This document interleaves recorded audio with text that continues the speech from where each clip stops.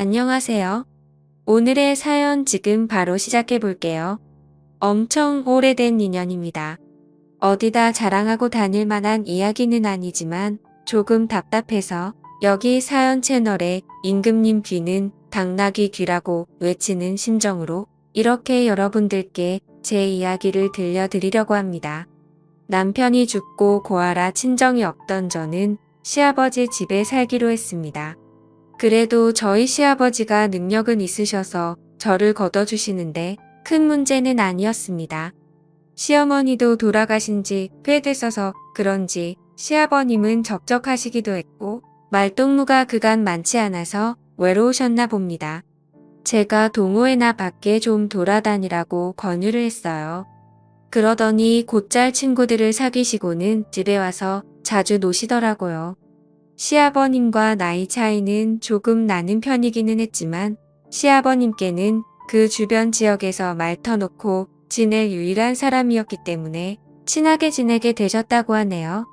시아버님을 형님 하면서 잘 따르기도 했고 다행히 둘이서 잘 맞아서 둘이서 같이 놀러 다니고 그러셨어요. 그 인연이 이어져서 저희 집에서 자주 술을 드시곤 했습니다. 저희 집에 자주 놀러와서 지냈던지라 그리고 볼 때마다 이뻐해주고 용돈도 주고 했던 분이셨어요. 부담스러운 느낌이 아니라 오히려 저는 좋은 삼촌이 생겼다고 생각했어요. 꽤 오랜 시간 같이 있다 보니 사실상 시아버님 다음으로 많이 만나던 사람이 삼촌이었습니다. 나이가 중후하지만 분위기 있던 스타일이라서 어느 정도 호감은 있었어요. 그 정도 어렴풋이 기억이 나네요. 제가 서울에 있는 회사에 다시 들어가면서 저희 시아버님도 은퇴를 하시게 되었고 그렇게 저희는 서울로 이사를 하게 되었어요. 시아버님과 삼촌 두 분 다 속상해했지만 한국인데 못 만날 게 어디 있나며 서로를 위로했습니다. 그런데 저는 솔직히 조금 아쉽더라고요. 속으로는 삼촌을 조금 좋아하고 있었나 봐요. 그게 너무 아쉬웠어요. 삼촌 또한 제 손을 잡으면서 건강하게 잘 지내라면서 눈시울이 붉어지셨는데 그날 그때 얼굴이 아직도 기억에 선명하게 남아 있습니다. 그 영향을 받아서 저는 지금도 솔직히 중년 남성이 제 취향이 되었습니다. 그런데 연상이라는 게 사실 나이 차가 한두 살 많은 연상을 말하는 게 아니었어요. 서울 가서도 연애를 하면서는 또래 남자들과 연애를 하기는 했지만 무언가 저를 채우지 못하는 것이 있었어요. 속으로 아쉬움은 많았지만 제 취향을 들킬 수 없어서 숨기기만 했어요. 남들하고 똑같이 나의 비슷한 직장인 애인을 만나게 되었습니다. 남편을 보내고 솔직히 별로 관심도 없었어서 연애를 하지 못했는데 주변에서 안타까워해서 시작한 연애이기도 했어요. 그래도 나를 받아준 사람이라 내심만이 좋아하기도 했고 마음도 많이 썼습니다. 최선을 다하긴 했지만 한참 때인 나이인데도 이상하게 흥분이 잘 안 되더라고요. 그래도 그때 애인이 저를 많이 위해주고 기다려주고 어떻게든 맞춰보려고 이것저것 노력도 많이 했습니다. 도무지 애인한테 나는 연상이 아니면 안 될 것 같다는 말이 도저히 안 나오더라고요. 그 애인이 나쁘다고 생각하진 않는데 그도 사람인데 당연히 답답하고 힘들었겠지요. 결국 그는 저를 두고 다른 여자를 만나더라고요. 잡으려 했지만 그는 마음의 상처를 크게 주고 저를 떠났어요. 저를 위해 그만큼 희생해준 좋은 사람이었던 애인이 나를 두고 어떻게 양다리를 걸칠 수가 있나 하는 배신감이 더 컸죠. 게다가 남편을 보내고 첫 애인이었기에 애인의 바람에 저는 우울에 빠지게 되었고 그때 카카오톡도 연락처도 핸드폰에 있던 모든 걸 지워버리고 한동안 방황을 했어요. 그렇게 허무한 시간들을 보내다가 시간이 지나니까 해결이 되더라고요. 그리고 나서 다시 백업해둔 연락처를 정리하면서 카카오톡도 설치하고 정상적인 삶으로 되돌아갈 준비를 하고 있었습니다. 마지막 백업을 해둔 게 너무 오래 전이었어서 그동안의 친구 목록이 다 사라져 있었지요. 그런데 제 눈에 띄는 번호가 하나 있었으니 제가 서울에 오면서 헤어지게 되었던 삼촌의 번호였습니다. 10년 동안 같은 번호를 쓰고 있던 건지 카카오톡에 자동으로 친구 등록이 되면서 오랜만에 삼촌의 사진을 볼 수 있었습니다. 핸드폰 화면에 작은 사진으로 보니 괜히 떨리더라고요. 그래서 삼촌의 사진을 터치해서 확대를 했습니다.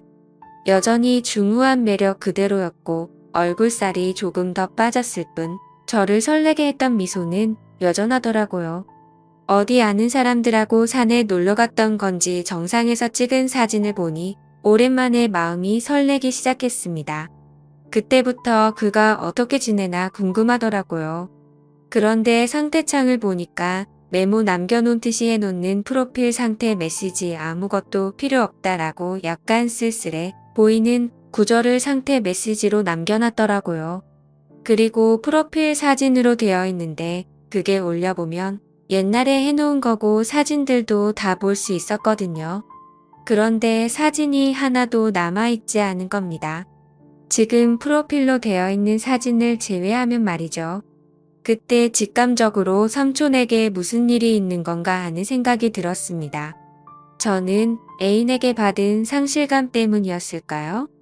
아니면 그 애인과 그렇게 노력을 하며 오랫동안 사랑을 나누는데도 한 번을 만족을 못했던 게 사실은 마음속에 오래전부터 그를 품고 있었기 때문이었을까요? 무작정 짐 싸들고 삼촌이 살고 있던 예전 그 동네로 향했습니다. 하도 오랫동안 이어온 인연이다 보니 어디 사는지도 다 알고 있었는데 삼촌 집에 찾아가니 모르는 사람이 나오더라고요.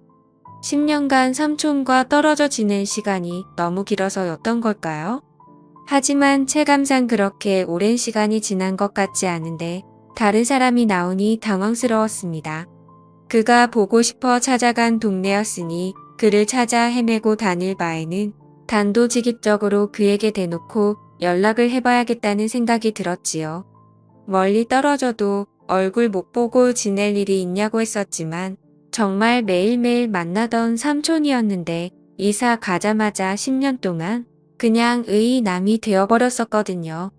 내 번호가 저장이나 되어 있으려나 사실 큰 기대를 하지 않았는데 삼촌은 전화를 받자마자 제 이름을 불러주더라고요.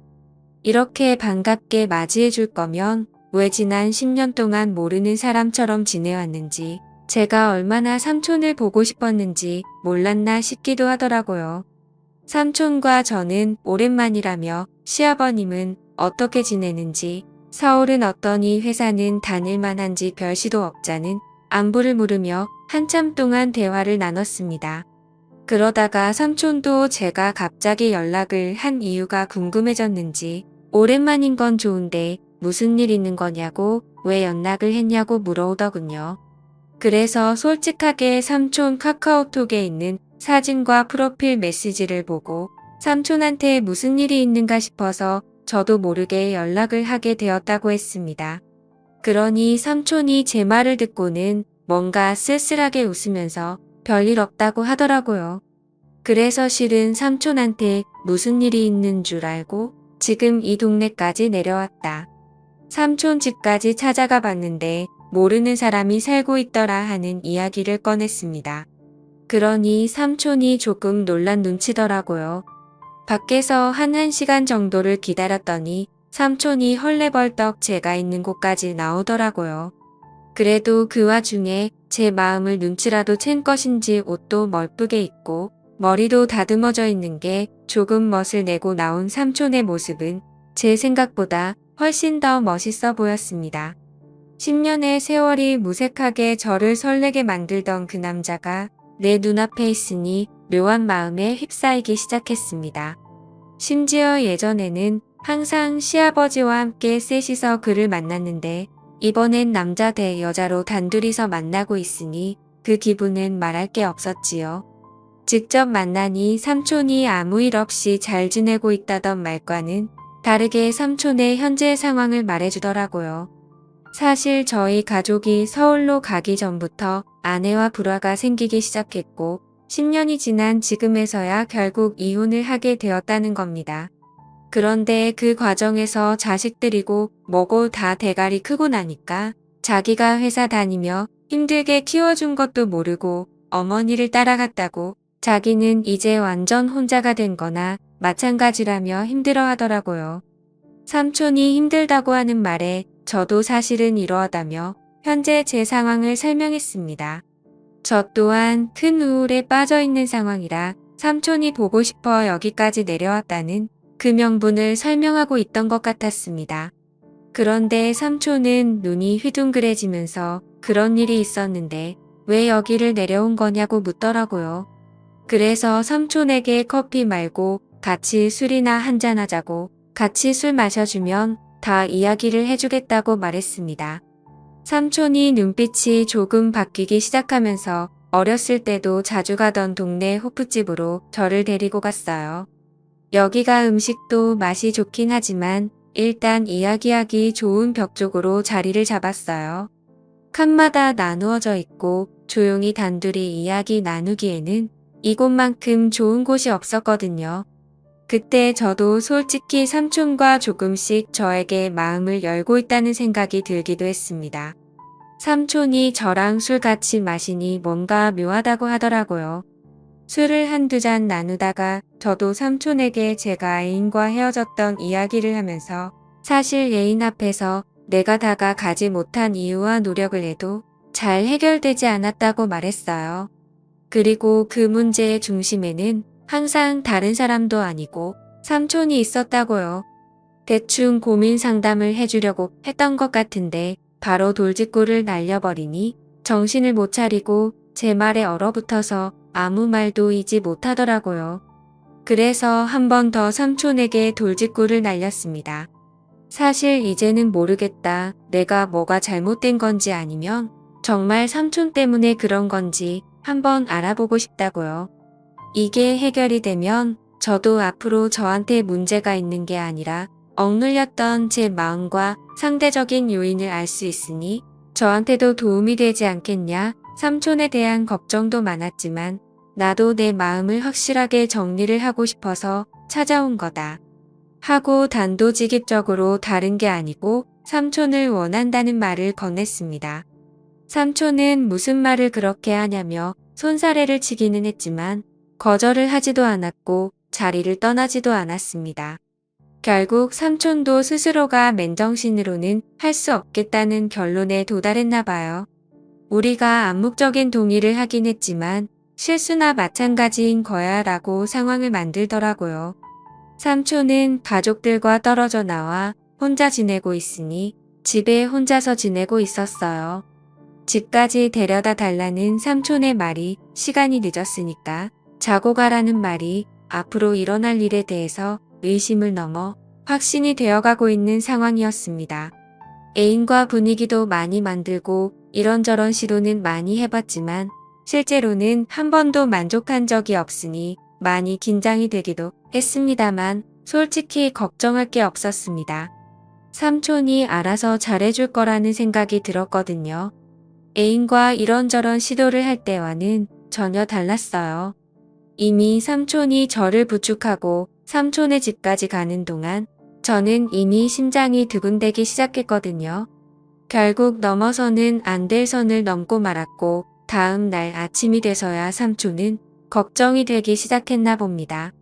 실수라고 하기에는 이미 서로가 의도한 대로 되었다는 걸 알고 있기에 후회해도 이미 때는 늦은 상황이었으니 말입니다.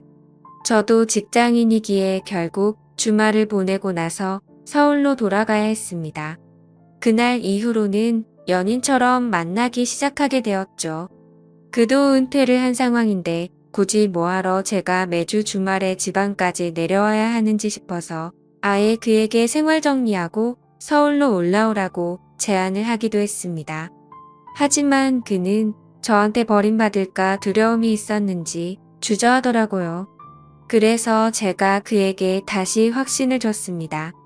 당신은 내가 10년이 넘는 세월 만에 겨우 내 것으로 쟁취한 사람이라고 이제는 절대 놓치지 않을 거라고요. 제가 시아버님께 결혼하고 싶은 남자가 있다고 말씀드렸습니다. 그리고 자리에 삼촌을 데리고 나갔을 때 시아버님은 뒷목을 잡고 쓰러질 뻔했습니다. 어차피 저는 취직 후에는 집에서 나와 혼자 살고 있었는데 집에서는 허락받지 못한 만남이기에 결국 삼촌과 둘이 살림을 합쳐서 지내게 되었지요. 언젠가는 시아버님도 저와 삼촌의 사이를 인정해줄 그날이 올 거라 믿고 있습니다. 그때까지 시간이 걸리겠지만 지금은 최선을 다해서 지금의 만족스러운 삶을 유지해 보려고 합니다. 오늘의 사연은 여기까지네요. 긴 사연 끝까지 들어주셔서 감사합니다. 구독과 좋아요 잊지 말아주세요.